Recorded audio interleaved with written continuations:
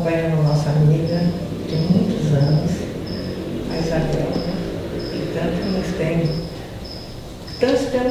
aprendido com ela. Então, eu queria agradecer a presença de todos e também agradecer a Jesus nesse momento, por esse momento. Então, eu queria pedir a todos para se concentrarem, para pensarem no Mestre, com toda a sua beleza, com toda a sua amorosidade, por tudo que Ele tem nos feito, sentir o presente nos nossos corações, nesse ambiente, com as suas vibrações amorosas, fazendo para nós dadas de aproveitarmos o momento com toda a intensidade, para melhorar a nossa caminhada nesse mundo, para sairmos dessa vida, tendo melhorado um pouquinho.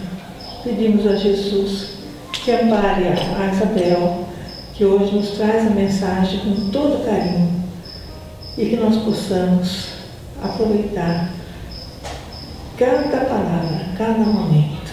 Que o Senhor esteja com todos nós. Assim seja.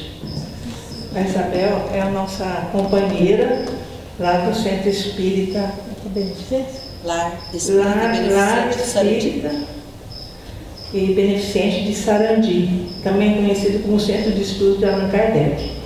Então ela veio hoje nos trazer uma palestra maravilhosa, tenho certeza, porque conheço a capacidade dela. Ela é professora aposentada da Universidade Estadual de Maringá, bióloga, tem bastante conhecimento e há 27 anos ela se dedica a estudar a doutrina espírita e a evangelizar todos que a encontram pelos caminhos, inclusive a gente. Queremos agradecer a Jesus, então, e pedir a ela que a palavra está com ela. A paz do Mestre seja conosco e que inunde os nossos corações de alegria pela oportunidade do reencontro e por podermos relembrar os seus ensinamentos à luz da doutrina espírita. Nós escolhemos, nesse retorno, que fomos convidados, não estranhem a minha voz, tá? É o tempo seco. Nesse retorno em que fomos convidados a falarmos nas casas espíritas o tema fé. Por quê? Porque a fé, como nós vamos ver em nossa doutrina, ela é algo que está em todos nós. Nós aprendemos que a fé é inata. Nada nós precisamos fazer para buscar a fé fora de nós, porque como germe divino, ela está em nós. Mas muito precisamos nos dedicar para nos apossarmos desta força divina que todos temos. E nós vamos compreender como nós tratamos as circunstâncias da vida, com mais ou menos perturbação, com mais ou menos entendimento, pelo tamanho da nossa fé. Jesus, em muitas oportunidades no seu Evangelho, ele exalta a fé, não é?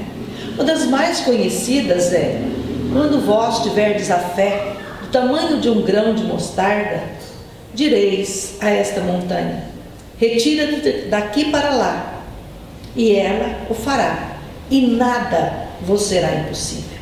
Essa frase do Mestre, nada vos será impossível, já nos indica o que é essa potência divina que está em nós, mas que nós precisamos aprender como movimentá-la, como nos apossarmos dela, como utilizá-la. E aí eu vou fazer uma pergunta inicial. Nesses tempos de pandemia, alguém temeu a morte pelo Covid-19? Porque a morte é certa, mas nós não pensamos nela. Em tempos de calmaria, nós saímos de casas felizes, alegres, podemos sofrer um acidente na estrada, mas não pensamos nisso. Nós podemos perder a vida num simples engasgar com uma cota de alimento, mas nós não pensamos nisso. Mas agora nós estamos na eminência da morte certa. São tempos diferenciados. Quem sentiu medo da morte por Covid-19? Por si ou pelos seus? Porque tem muitos que falam assim: não, por mim eu não tenho medo, eu tenho medo pelos meus. Além de falta de fé, é um quê de egoísmo? É um quanto de egoísmo que não quer perder a presença dos seres amados. Então é nesse sentido de entendermos o que a fé faz em nós, a força que ela nos proporciona, que o nosso Evangelho vai dizer que quando nós colocamos a vontade, que é uma outra força do Espírito, a serviço da fé, tudo nos é possível. Que é o que foi que Jesus também disse no Evangelho, que com a fé nada seria impossível. E aqui o Evangelho segundo o Espiritismo diz que quando nós colocamos a vontade, que é um atributo do Espírito, a serviço da fé, nada é impossível. Mas vamos começar o nosso raciocínio trazendo lembrança de alguns... Apertei o botão errado. De alguns apontamentos de Emmanuel, para nós entendermos uma postura de um personagem do Evangelho que demonstrou a fé. Porque nosso objetivo é nos colocarmos como personagens dos ensinos do Cristo. Então, quando nós formos ler qualquer parte do ensinamento de Jesus, nós temos que nos colocar ali, naquele contexto, para que o ensino caiba em nós. Nós não temos mais que ler o Evangelho estando fora dele. Nós temos que estar nele, mergulhados nele, naquela ideia, porque Jesus deixou o Evangelho para cada um de nós, individualmente, e cada um de nós tem que fazer esse mergulho para podermos aprender com o Mestre. Emmanuel, em a obra Pensamento e Vida, que é uma obra pequena no tamanho, mas grandiosa no conteúdo, que todos deveríamos conhecer, porque ela foi ditada... Ela existe no plano extrafísico, ela foi ditada como uma reprodução da cartilha que nós estudamos antes de voltarmos à matéria, para bem nos posicionarmos diante da vida. Quando eu falo nós, principalmente os espíritas, porque a obra foi materializada na nossa doutrina, não significando dizer que outros também não têm acesso a esse conhecimento, mas nós tivemos acesso. Emmanuel, então, vai nos lembrar nesta obra, que é psicografada por Chico Xavier, que a fé, olha só, a fé é força, força. Então é um quantum de energia, isso é força que nasce com a própria alma, desde que quando o Criador nos fez, já impregnou em nós essa potência. Certeza instintiva. Nem precisamos estar no nível de utilizar a inteligência. No mundo animal, no mundo vegetal, ela se expressa, porque é uma certeza instintiva na sabedoria de Deus, e que é a sabedoria da própria vida. Palpita em todos os seres, vibra em todas as coisas. Então, quando nós vemos, plantamos aqui dentro um vaso de planta qualquer, que não é uma planta de sombra, ele necessita de sol, e colocamos ali próximo à janela. De repente nós vamos perceber que essa planta vai se inclinar para a janela e de alguma maneira ela buscará luz. Isto é a força, é esta força da fé colocada em todas as criaturas que faz com que ela busque o que é melhor para ela. E assim deveria ser a fé para nós, uma força, mesmo que não ainda racional, mas instintiva, que nos leva sempre para o melhor. E continua dizendo: todas as operações da existência se desenvolvem de algum modo sob a energia da fé. Então tudo que nós fazemos, todos os nossos movimentos, de alguma maneira está como substrato essa potência chamada fé. Então vocês estão vendo que eu não falei ainda em crença, eu estou usando a palavra fé, eu não estou usando a palavra crença. Crença é um tanto diferente de fé. Fé é uma energia, uma potência que todos temos. Crenças nós podemos ter de maneiras bem distintas. A fé, ela é única em todas as criaturas, cada um desenvolvendo ou utilizando de maneira diferente, mas é a mesma força divina, porque Deus vibra em todas as criaturas. Uma das vibrações divinas, um dos influxos divinos, chama-se fé. E nós temos que simplesmente ingressar nesse fluxo, porque ele já existe. Nós não vamos produzir a fé, nós vamos nos apossar de algo que já está em nós.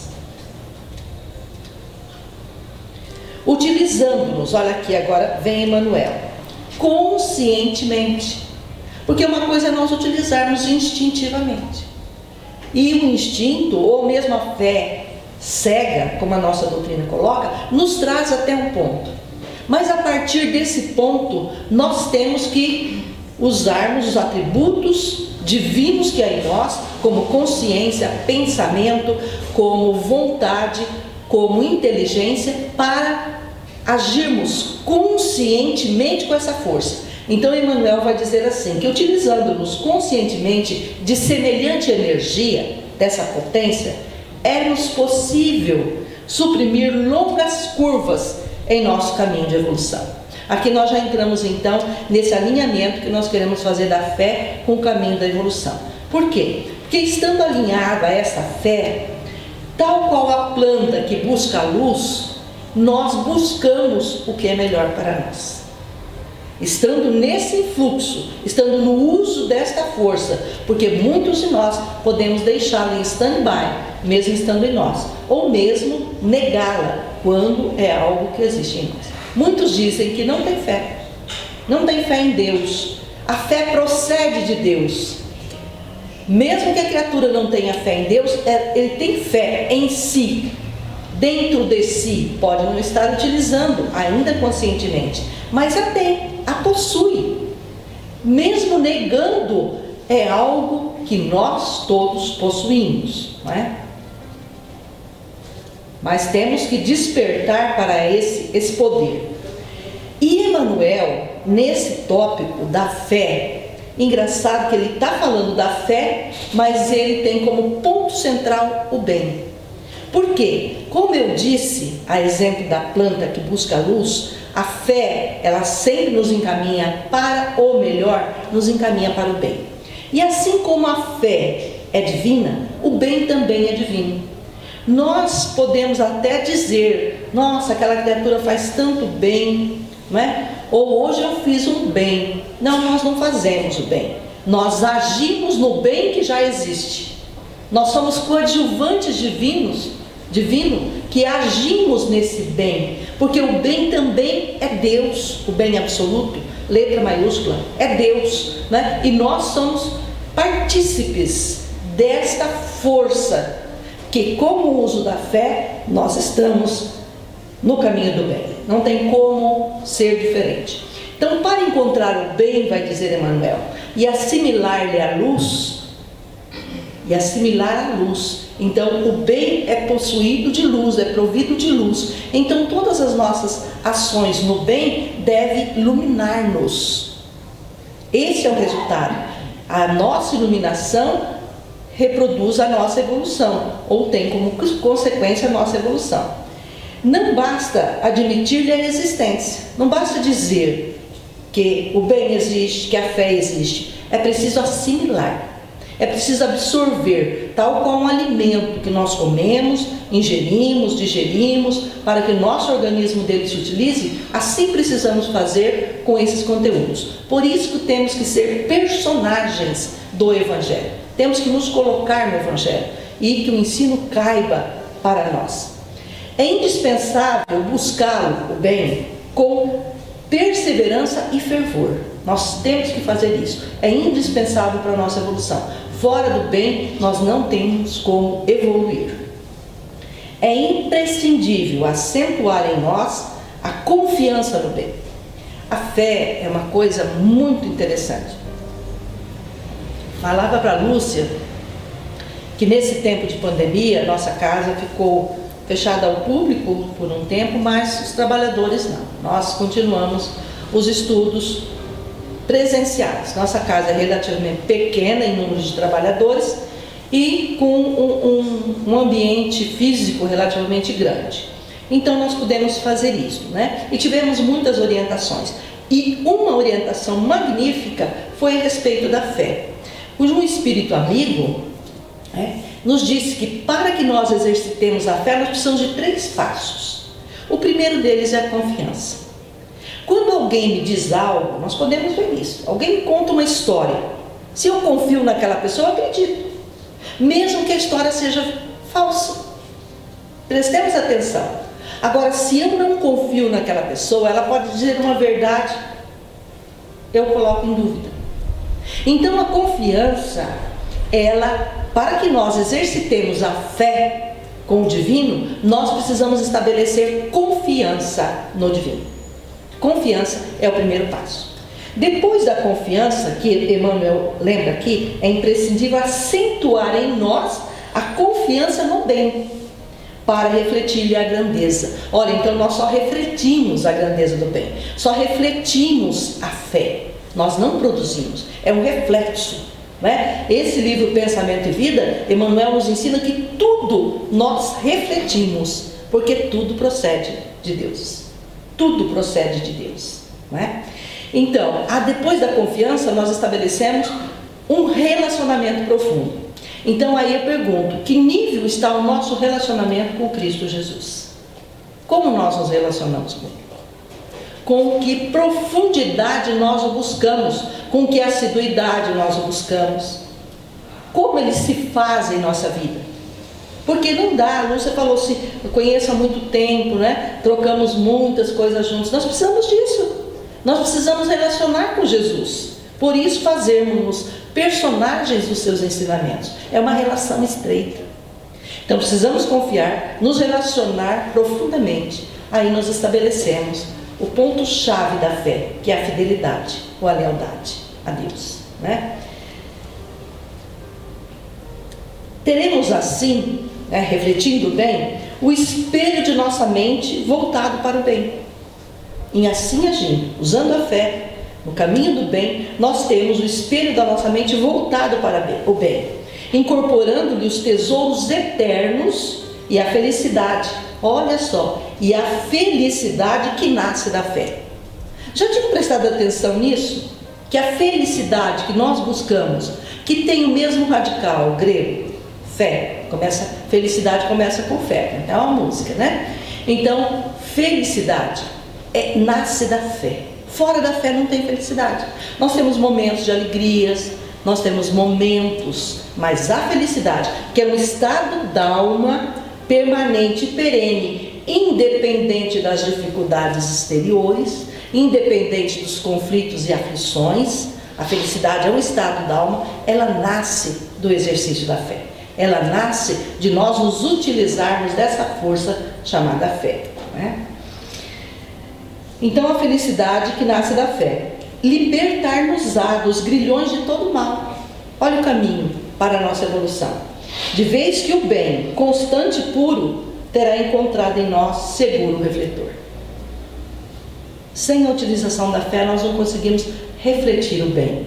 Esse é o pensamento de Emmanuel. E eu convido a todos a estudar esse capítulo na íntegra, porque eu pensei só alguns parágrafos, porque ele é muito profundo e ele nos auxilia muito a que nós percebamos como está a fé em nós, que nós temos que sentir essa potência. Aí, em O Evangelho segundo o Espiritismo, nós vamos ver, né, na nossa base doutrinária, o que Kardec fala sobre a fé. Ele fala que a fé necessita de uma base. De uma base. Eu preciso então de uma base para movimentar essa energia chamada fé. Base que é a perfeita inteligência, preste atenção. Falei que nós vamos, para movimentar a fé, nós temos que ter vontade, inteligência, consciência, pensamento, né? Base que é a inteligência perfeita daquilo em que se deve crer. Aqui nós já vamos ver a questão da crença. Inteligência, todos nós possuímos, porque igualmente que a fé é um dom divino, é um atributo do Espírito. Nós lemos em a primeira questão do Livro dos Espíritos, que é Deus, inteligência suprema e outras coisas. Lá pelas tantas, que é o espírito? O ser inteligente do universo. Então, inteligência é o que nos assemelha à nossa divindade, ao Deus que nos criou. Então, inteligência é uma base para que nós movimentemos a fé. Para movimentar, porque ela instintivamente age nos seres inferiores. Mas para que nós movimentemos com consciência, nós precisamos dessa base, chamada inteligência. E temos que saber no que nós cremos e como cremos. Porque o que é a crença? Está em O Céu e o Inferno esse conceito, né? Se não me falha a memória, no capítulo 6, item 23, não me falha a memória, Kardec vai dizer assim: o céu e o inferno. A crença é um ato de entendimento. A crença. Por isso que a crença, quanto mais nós entendemos, nós a ampliamos quando ela está numa base verdadeira, ou nós descremos quando nós estamos crendo em algo falso. Porque a crença é um ato de entendimento e a fé não.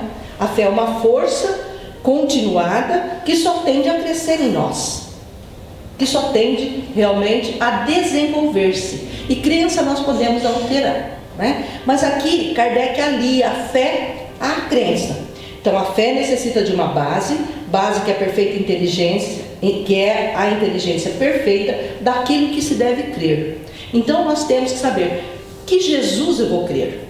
No Jesus Salvador da cruz, no sangue de Jesus que limpou nossos pecados, ou no modelo e guia que veio para nos direcionar em um caminho para chegarmos onde ele já chegou antes de nós, que é o estado de espírito puro. Em que nós vamos crer? E isto vai depender da base da nossa fé. Para crer, não basta ver. Não basta ver. É preciso compreender. Por isso que ele vai dizer no Céu e no Inferno que a crença é um ato de entendimento. É um movimento, um entendimento que nos leva a uma crença, tá? E aqui nós vamos aliar ao Evangelho. Nós vamos lembrar de Tomé aqui, tá? Não há fé inabalável. Essa frase é conhecidíssima, mas pouco refletida. Não há fé inabalável senão aquela que pode encarar a razão face a face em todas as épocas da humanidade. Mas o que é a razão? A razão está fora de nós? Ela é um artigo? Ela é algo para ser discutido? Ou a razão é algo que está em nós enquanto ser espiritual, relacionado estritamente à inteligência? A razão é o cerne da inteligência. A razão é aquilo que faz com que nós tenhamos o discernimento exato no que é certo e no que é errado. Isso é a razão. Não é a razão que a gente discute, fulano tem razão, não tem razão. Não, é esta potência divina que faz com que nós tenhamos esse discernimento do bem, que é Deus, e do mal, que é a criação humana. Mãe de todas as virtudes, olha que coisa fundamental. Isso tudo está no capítulo 19 do Evangelho segundo o Espiritismo. Lá era Kardec, aqui já é o espírito amigo protetor chamado José. Ele vai informar que mãe de todas as virtudes que conduzem a Deus. A fé é mãe de todas as virtudes que conduzem a Deus. Então, tem caridade sem fé? Não tem. Tem esperança sem fé? Não tem. Tem bondade sem fé? Não tem. Não tem nada no bem fora da fé. E tudo está pelo poder da fé, pela potência da fé. Então, mãe de todas as virtudes que conduzem a Deus, cumpre-lhe velar atentamente pelo desenvolvimento das filhas que dela nascem. E vamos ver duas principais filhas que nascem da fé: a esperança e a caridade. Então, nesses tempos de pandemia, como estava a nossa esperança? Não é a esperança de esperar passar, que isso não é esperança. Não é esperar passar, não é esperança. Esperança vem do verbo esperançar, que é ter um pensamento ativo no melhor que há de vir. É uma atitude, é uma postura. Então a esperança não é você sentar e ficar vendo o mundo resolver os problemas, não. a esperança brota em nós, né, pelo nosso entendimento e pelo movimento que nós realizamos no melhor que há de vir, não é? Isso é esperança. Então a esperança é a caridade, que é o lema de nossa doutrina. Fora dela não há salvação. É a mesma coisa de dizer, fora da caridade não há evolução. Não há evolução do espírito fora da caridade. Mas não há esperança e caridade sem fé. Porque fé, a caridade e a esperança são consequências da fé. Essas três virtudes são uma trindade inseparável. Não tem como. Daqui advém tudo, não é? Então, se eu espero algo melhor, eu faço a caridade com o meu inimigo. É claro, porque eu espero o melhor para aquele indivíduo. Aí eu não vou mais olhar para quem que eu faço caridade. Vai ser indistinto. Aí eu adquiro indulgência, eu adquiro a benevolência, não é? Eu adquiro outras virtudes que vão advindo desse movimento. Todas as virtudes que conduzem a Deus. Divina inspiração de Deus. Olha como que aqui no Evangelho o Espírito vai dizer o que é a fé. Divina inspiração de Deus. Inspiração é aquilo que vem de fora de nós. Vem e realmente nos atinge, porque nós somos criaturas divinas, não é? Então já perpassa por nós. Divina inspiração de Deus desperta a fé todos os nobres instintos que conduzem o homem ao bem. É a base da regeneração. Eu gosto muito de pensar nisso, né? Qual que é a possibilidade de nós permanecermos no mundo de regeneração que já começou? Nós estamos na transição, mas o primeiro segundo do primeiro minuto da primeira hora já começou. Segundo Bezerra de Menezes, 2010. Numa comunicação que ele deu na Federação Espírita Brasileira, quando da comemoração de 100 anos da reencarnação de Chico Xavier, 2010. Aquele foi o primeiro segundo do primeiro minuto da primeira hora da regeneração. Mas nós ainda estamos nesta madrugada que ainda as luzes não se fizeram. Então muita gente não acredita que nós estamos já nesse processo, né? Aí nós temos que perceber o quanto nós estamos já em processo de regeneração para permanecermos no mundo que já está em regeneração. A nossa fé conta muito. Por isso que é bom nós analisarmos nesse período como nós nos portamos, como a fé agiu em nós. Porque a fé nos dá ânimo, nos dá coragem, nos dá força, não é? Olha o que fez Paulo no uso da fé. Vai dizer, mesmo com os joelhos desconjuntados. E nós, às vezes, com uma dor na unha do dedão do pé, já é impedimento. Para que nós realizemos aquilo que nós precisamos em benefício de nós mesmos. Não é do outro, não. O outro é um instrumento que está à nossa frente para nos beneficiar. Ele precisa de coisas que nós lhe damos e nós precisamos dele para evoluir. Olha que coisa. Quando nós passarmos a olhar os nossos assistidos como instrumentos da nossa evolução, nós teremos olhos mais caridosos, né? Mais caridosos. Então, a fé está na base da regeneração. Aí nós vamos nos lembrar de uma passagem que eu particularmente gosto muito. Está no Evangelho de Mateus, no de Marcos e de Lucas, que é o cego de Jericó. O cego de Jericó, né, narram os evangelistas, que ele estava a caminho, logo à entrada da cidade de Jericó, e Jericó era uma cidade que se caracterizava por comércio. Era uma cidade riquíssima, onde as pessoas acorriam para comprar coisas, fazer negócios, né? Seria uma São Paulo brasileira, né? E tinha Jerusalém. Jerusalém era a cidade que representava a espiritualidade, onde as pessoas acorriam para buscar as coisas do divino, né? Então elas estavam em polos opostos de interesses. Mas Jesus descia de Jerusalém a Jericó. E esse cego estava às portas dessa cidade, porque como ali passava muita gente com poder aquisitivo, ele vivia de auxílios externos, então ele se posicionou ali. E um certo dia, narram os evangelistas, ele ouviu um burburinho diferenciado e perguntou a alguém: o que acontece? Ah, é o mestre que passa.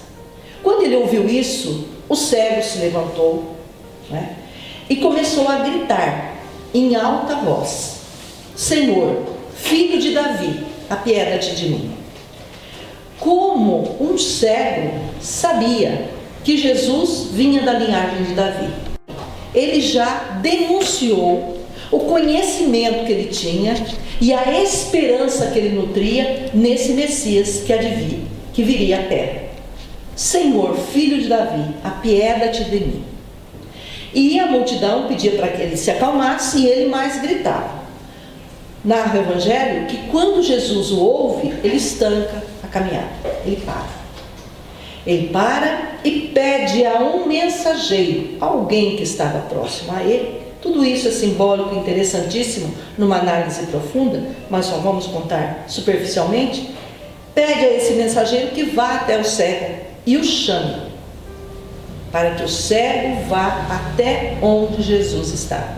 Olha que coisa interessante. Jesus não vai até o cego, ele envia um mensageiro. A doutrina espírita é o nosso mensageiro. É o mensageiro que nos convida para que nós, que temos dificuldades e precisamos desse Cristo Jesus para nos auxiliar com nossas imperfeições, que nós nos encaminhemos até Ele, que nós nos relacionemos com Ele, que nós o busquemos. E o cego de Jericó, ele vai tomar uma atitude interessantíssima, que Emmanuel comenta em Caminho, Verdade e Vida, mas que nós só trouxemos 2 parágrafos, né? Caminho, Verdade e Vida, ele vai comentar esse tópico e ele deu o nome de capas. Porque quando esse mensageiro chega a Bartimeu, o cego de Jericó, ele toma uma atitude diferenciada. Esse cego, ele tinha uma capa que cobria, né, a sua indigência, que cobria as suas dificuldades. Mas quando ele ouve o chamado do mestre, ele lança fora de si a capa. Ou seja, ele vai até Jesus como ele é, com todas as dificuldades que ele carregava. Ele se despe de algo que o encobria e se dirige a Jesus. Quando ele está em frente ao mestre, o mestre pergunta: que queres que eu te faça? O que queres que eu te faça? Se Jesus adentrasse agora esse salão, nem precisa adentrar porque ele já está, né? Mas se ele se corporificasse e nós acorrêssemos a ele e ele nos fizesse essa pergunta, o que nós responderíamos? Nós já identificamos a nossa maior dificuldade, aquilo que nos impede de nós evoluirmos, aquilo que está realmente num esforço todo que nós fazemos e não conseguimos, mesmo utilizando a nossa fé. Porque se ele não tivesse no uso da fé, ele não gritaria: Senhor, filho de Davi, apieda-te de mim. Porque quando nós não estamos no uso da fé, nós não nos dirigimos assim às divindades. Nós não nos dirigimos nem a Jesus, nem para aqueles que creem em santos de devoção, nem tampouco a Dr. Bezerra, que os espíritos pedem muito, né? Que os espíritas pedem muito, nem tampouco a Deus. Quem não tem fé não faz esse movimento. Mas Bartimeu fez, então ele já mostrou que ele estava no uso da fé. Mas Jesus pergunta: o que queres que eu te faça? E ele vai responder: Senhor, que eu veja de novo, ou que eu recupere a visão. A visão não é o visual físico. Não era isso que impedia Bartimeu. O que impedia Bartimeu era que ele estava obscuro em espírito, por conta da deficiência externa. E Jesus, obviamente, vai dizer a ele: a tua fé te salvou. Ele tinha fé, e olha que Emmanuel vai nos dizer a respeito da fé que tinha Bartimeu. E que nós precisamos ver se a nossa fé nos proporciona isso. Tá? Aqui já está no tempo na obra Fonte Viva, firmeza e constância. Fé representa visão. Foi o que Bartimeu pediu. Visão. Então, se Jesus adentrasse aqui, talvez nós tivéssemos que pedir visão. Fé representa visão. Visão é conhecimento e capacidade de auxiliar. Não tem outro caminho de evolução senão esse. Conhecimento e capacidade de auxiliar. Quem penetrou a terra espiritual da verdade, encontrou o trabalho por graça maior. Não tem evolução sem trabalho, gente.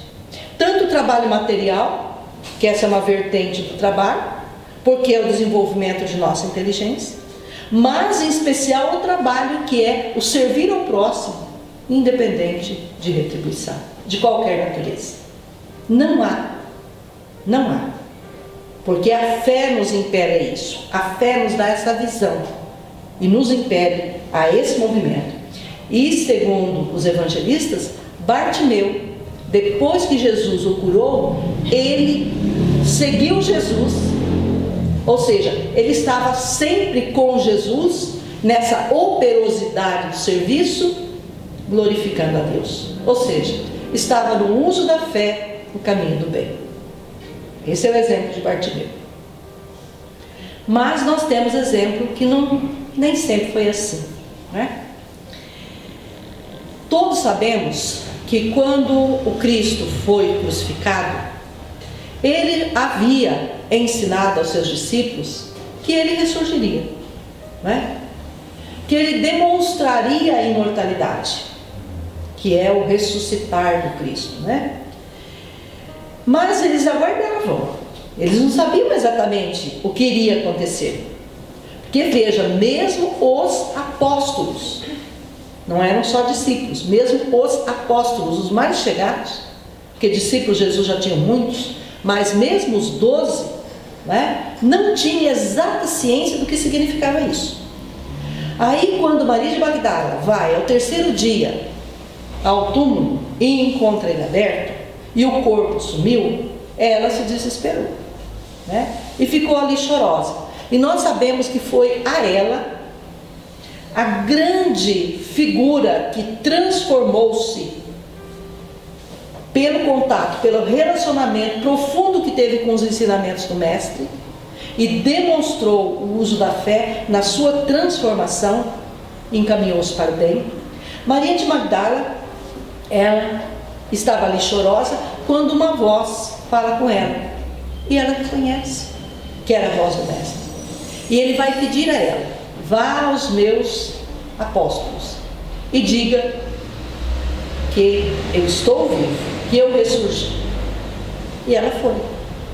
E lá estavam reunidos, né, com Maria Santíssima, alguns apóstolos, mas eles não acreditaram. À primeira vista, mas por que a tu, principalmente Pedro, né? Por que você iria aparecer e não a nós? Mas Maria Santíssima acreditou. E alguns outros acreditaram.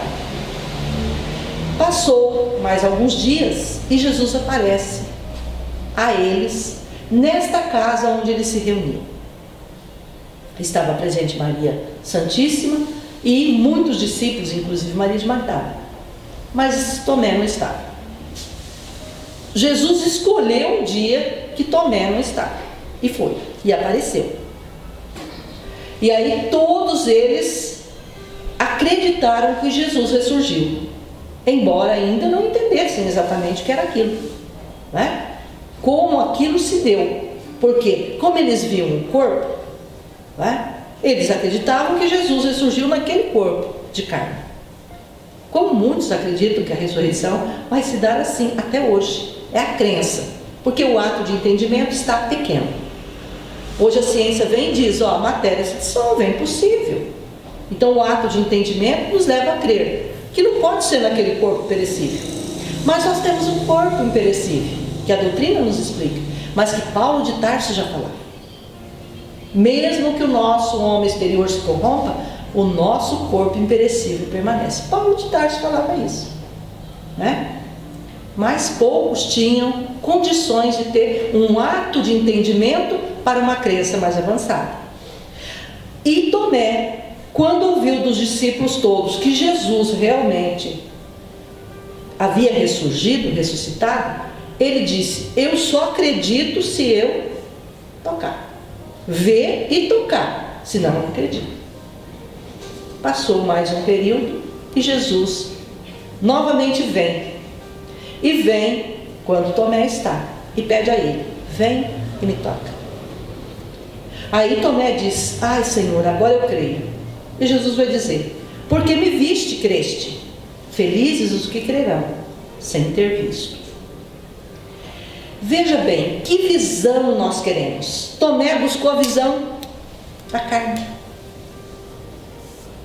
Ele buscou uma visão equivocada. Bartimeu pediu a visão do Espírito.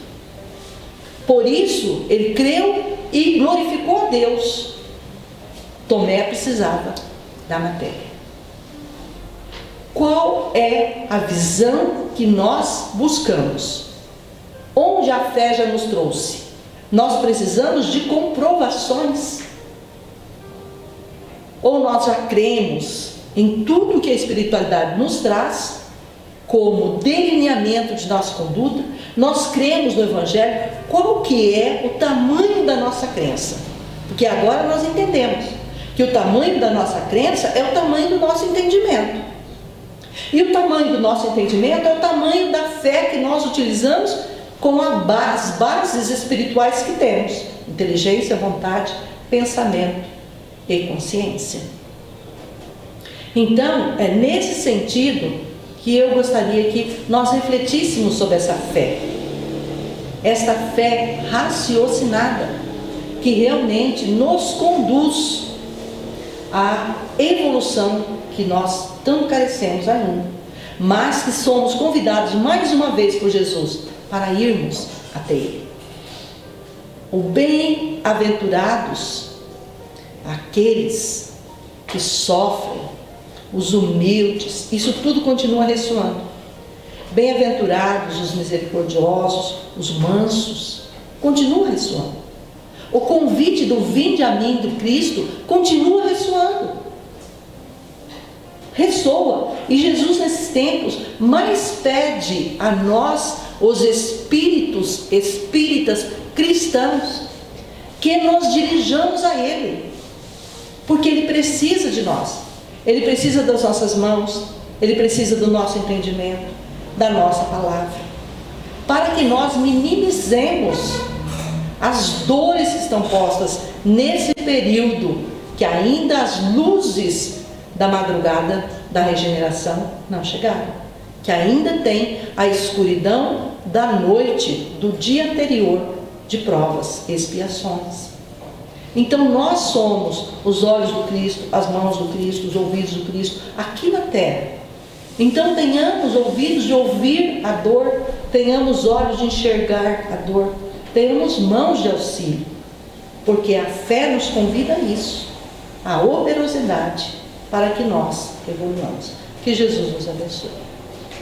A mensagem da noite, que nos trouxe bastante esperança e também um caminho que a gente pode utilizar no dia a dia, lembrando das palavras da Isabel e também estudando os livros, né, que ela citou, que isso que traz todo o entendimento para nós, né? Então queremos agradecer, viu, Isabel? Eu que agradeço. Tá? Te agradecemos muito e convidamos os médios passistas.